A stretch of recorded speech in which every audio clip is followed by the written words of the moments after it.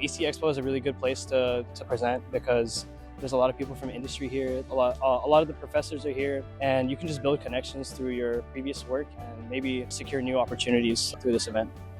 It is a great place because you can collaborate among different departments, which actually translates well in the industry, because in this industry you're not confined to only working with people that have the same degree as you, so it kind of helps you gain perspective of what other departments and majors value.